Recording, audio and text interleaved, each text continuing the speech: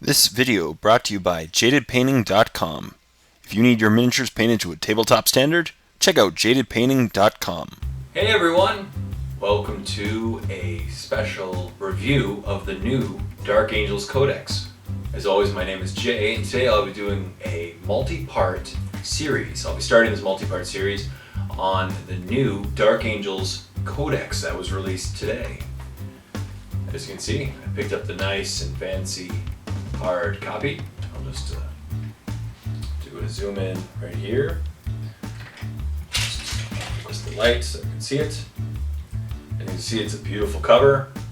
It's the new hard books as they've been doing for the new codices, and they're really nice. And yeah, today this first video will be about my first impressions. And so my first impressions and some of the cool new rules in this codex. And then what I'm going to be doing is I'll do a specific video for each section of the force organization chart. So one for HQs, one for elites, one for troops, fast attack, heavies, etc. Because I don't want to tackle them all in one video. It would be a very, very long and tiring video. So without further ado, so I've been given this codex a quick read through, and my first impressions are the following. First of all, it is a very, very well written codex. It was not written by Matt Ward. I originally thought it was going to be Matt Ward because it's a Space Marine codex. But as you can see here, the codex was written by Jeremy Vitok. There you go. And Jeremy Vitok, so it was not written by Matt Ward, which means some big yay. And it tends to, I really do feel that this codex was very well written. Obviously there are going to be some powerful units, and there's going to be some less powerful units, but I don't feel right now, after first glance, that something is completely overpowered to the point of Necron flyer spam, for example. I think it's actually a very good codex. It's a great update from the previous codex, because the previous codex was so old. And obviously this codex was not a very big surprise. We all knew it was coming since Dark Vengeance had Chaos Space Marines and Dark Angels. So yeah, so I'll just go through a little bit of the codex. So first of all, as you can see, the codex is just beautifully written from first page onward. It's just filled with amazing pictures. The quality of writing is excellent, and the first part of the book is just the background and the story behind the Dark Angels, obviously. Here, I'll smooth this over.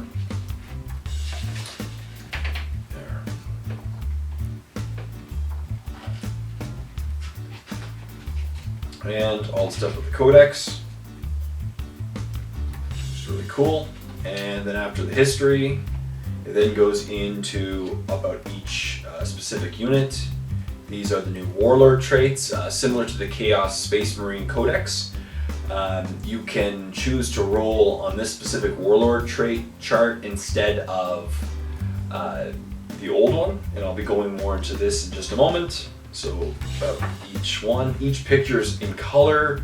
As I said, the quality of this codex is excellent. Of course, the price is very high. It was about $60 Canadian. So you would expect a very nice put together codex. Here's all the war gear, pictures from heavy metal, more pictures, and here is the points of all of the models. I really like about this codex is they put all the pages, all the page references, even beside the war gear and everything. So for example, if you wanted to learn about the options, they may be given a storm shield. The company master may take a storm shield. You just look at page 15 points, and on some of them they actually say the pages as well. Like here's the page 29 for the company master, and that's pretty cool. Excellent stuff. And that's the rest of the charts. At the very end, it's really nice. I really like the way they do this. There is a foldout. So here are all the profiles of the weapons. And then it folds out, and it has pretty much all of the cool new content that is specific to this codex. For example, here is a quick reference chart. So here's the warlord traits right up here. Here are the army specs. So here are the new special rules for the codex. And on the other side,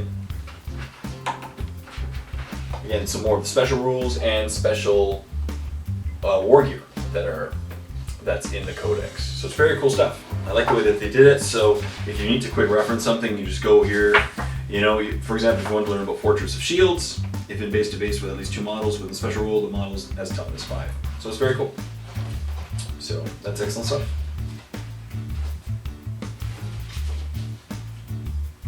And that's the end. So that's the quick glance through the Codex.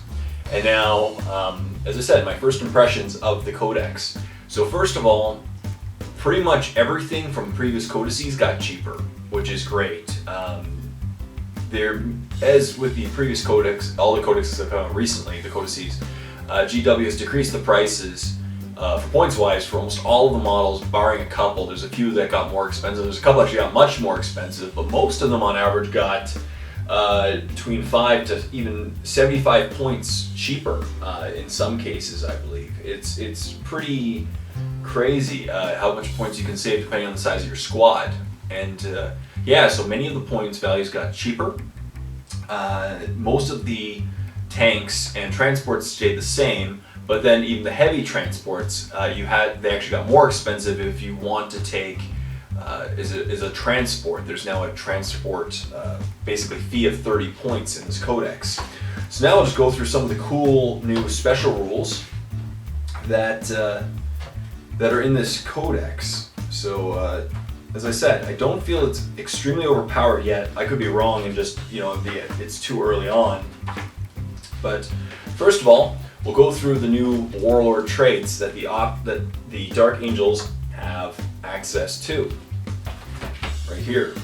So first of all, instead of rolling on the normal Warlord traits, you can choose to roll on the Dark Angels Warlord traits. And if you roll a 1, it's called Rapid Maneuver, which basically means your Warlord and any unit he joins can either roll 2 dice when they run, using the highest roll, or add d6 to any turbo boost they make. Or a flat-out move in the case of Master Samuel and his land speeder. So that's not too bad. If you really need to get across the board quickly and you don't want to shoot, that one will help. Number 2 is called the Hunt, and it basically means if a Warlord or the unit he's with slays the enemy Warlord in the assault phase, you get an additional victory point. Not that amazing. It's actually very similar to some of the ones that you get in the personal, but some people haven't. Some Warlords specifically have this trait in the Codex. Third is called Courage of the Lion. The Warlord and all friendly units within 12 inches of him roll an additional dice when making leadership tests, discarding the highest. That one's excellent. I really, really like that particular trait because it basically makes them Eldar for leadership tests. The Eldar psychic test, these guys leadership tests, they'll rarely fail, which is great. Number 4 is called For the Lion. The Warlord and his unit all have Furious Charge. That's great too. Extra strength, so you're hitting at strength 5 in most cases instead of strength 4. That's great. 5 is Brilliant Planning. While your Warlord is alive, you can increase or decrease each of the reserve rolls by 1. Choose after you roll the dice. That's not bad. It just influences your reserve rolls. For most of your reserves, I don't think will actually happen that way. You just, if you want to determine your reserves early on, that one won't be coming to effect most of the time. And 6 is Hold at all costs. The Warlord and any Dark Angels unit he is in have Feel No Pain, special rule, while they're within 3 inches of an objective. Pretty straightforward. You camp them on an objective or your opponents, and then they get Feel No Pain, which is pretty sweet. Other special rules that are new to this Codex. One is called Grim Resolve. And basically, if any model has Grim Resolve, they become stubborn, and they cannot ever choose to fail a morale check like some Space Marines can. Another special rule is called Inner Circle. A model with this special rule has the Fearless and Preferred Enemy Chaos Space Marines special rules. And a lot of the HQs have this Inner Circle. So that's great. If you're playing against Chaos Space Marines, you're going to have Preferred Enemy, which is sweet, especially if you attach them to a squad. And Fearless is always great too, because then you don't get susceptible to fear and you don't run away. So that's great too. One other thing's new. Obviously new to this Codex are a group of squads. Obviously when GW comes out with a new Codex, they come out with new models, except for Sisters of Battle, of course. Some of the new ones include the new Deathwing, the Deathwing Knights, which are pretty sweet. They now have a flyer and a new fast skimmer. and they were all great too. I will be going over all of these vehicles in much more detail in following videos. But right now I'm just going over a general rule. And another very interesting rule that they have now is called Dark Angel's Vehicle. Or basically you can choose to have a Dark Angel's vehicle, and it says, where is it? Oh, here we go. Deathwing vehicle. There's a new special rule called Deathwing vehicle. A Deathwing vehicle has the preferred enemy for Chaos Space Marine special rule, and if a Deathwing vehicle suffers a penetrating hit, you can make your opponent re-roll the result on the vehicle damage table. You must accept the second roll. So basically, this new Deathwing vehicle special rule allows you to become venerable, essentially, when you have a Land Raider, which is really sweet. It is 30 points, and you have to take it if you want these Land Raiders to be transports. But that is pretty cool, and it makes them essentially venerable dreadnoughts as tanks. And since now there's only on a 6 you get destroyed, on a 5 you get immobilized. It really does decrease the chances that your Land Raider will be destroyed first turn. Obviously, if they're shooting with a railgun, you're probably going to go down pretty quickly anyway, but it will delay the inevitable. And as I mentioned, almost all the other squads just got cheaper. Almost all of them got cheaper, except for a couple HQs and a couple squads specifically. A couple things that I expected in the Codex that I didn't get to see, that I was a little disappointed, was they're making the troops' choices bigger. The original rumors had the Deathwing becoming troops, even if you don't have Belial, because in the previous Codex you needed to take Belial so that your Deathwing became troops.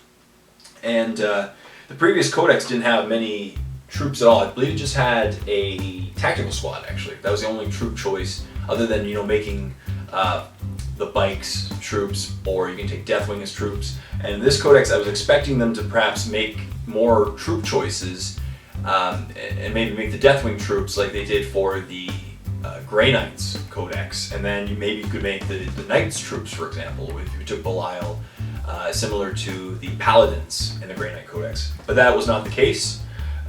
Basically, it didn't happen that way. I don't know for a reason or not. So as you can see, this Codex, like the previous Codex, has tons of HQ choices, tons and tons of HQ choices, many more HQ choices than the previous one.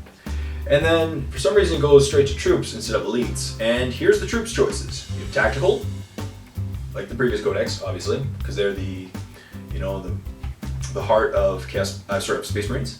And now you have scouts. So they've moved the scouts from the previous Codex, which they were elites in the previous Codex, to troops. And that's your troops choice. And now there's elites. Obviously, you can take the first one's the company veterans. And here's Deathwing, and once again, if you take Belial, you can make Deathwing troops. And the troops were force organizing chart. Here's the Knights and the Dreadnought. But so once again, I'm a little bit disappointed that your actual choices for troops without a specific HQ are very limited. It's tacticals and scouts, and I really don't like taking scouts very often when I take Space Marines. So I'm a little disappointed there. But obviously, so now if you want to run Deathwing, you got to run Belial again. Belial, unfortunately, was actually one of the ones, obviously, that got more expensive. Since he was one of the preferred choices for allies, and he was kind of overpowered as an ally, I guess GW decided to increase the cost of Belial. So he actually got a big price increase. Now he's still pretty good, and he's pretty good relative to his previous stats. But he is a bit of a price increase. So... But yeah, and then there's tons of fast choices. So here's the dedicated transports. You have Rhino, which stayed the same in cost. A Razorback, which actually got, I think, slightly cheaper. So they got slightly more expensive. Razorbacks used to be 50 points, and now they're 55 points. So it's a slightly more expensive Razorback. And then drop pods, which used to also be 50 points, and now they've decreased to 35 points. So that's not bad at all. If you want to take drop pods, I'm probably going to load up a bunch of rhinos for my army, so that's not too crazy. And set up a bunch of fast attacks, two pages of fast attacks. The weird thing about this codex is there's lack of troops. There's only, so much heavy, so much fast attack, so much HQ, not many troops. That's a little disappointing. And what I think might be the really nice bonus of this army now are Devastator squads. Devastator squads are now only 70 points for a 5-man squad, which is pretty disgusting once you take into consideration that they used to be much more expensive. I believe they used to be, how much did they used to be? Let me see here, 90 points. And also the price of a plasma cannon has gone down to only 15 points per model. So that's pretty sweet. That's pretty sweet as well. Also, I should probably mention that the Tactical Marines they also got cheaper. And yeah, Tactical Marines also got cheaper. So that's not too bad. But yeah, that's pretty much my first thoughts about the Codex. And as the majority of the tanks got slightly cheaper, Whirlwinds especially got cheaper. They're now 65 points instead of 85 points, which they used to be. That's pretty cool. And Vindicators stayed the same. Yep. So that concludes my first part of my review on the Dark Angels Codex. As I said, so they have some awesome special rules. It's a great written codex. I don't think it's overpowered too much. And I will be going into much more detail over each section of the Force Organization chart in following videos, so stay tuned for them. Please like the video, comment in the comment section down below, and subscribe to my channel if you already haven't done so. And also feel free to share this video with your friends. And I really hope you liked it, and stay tuned for more review on the Dark Angels Codex. Next time is the HQs. So till next time, my name is Jay, and I say happy painting, everyone.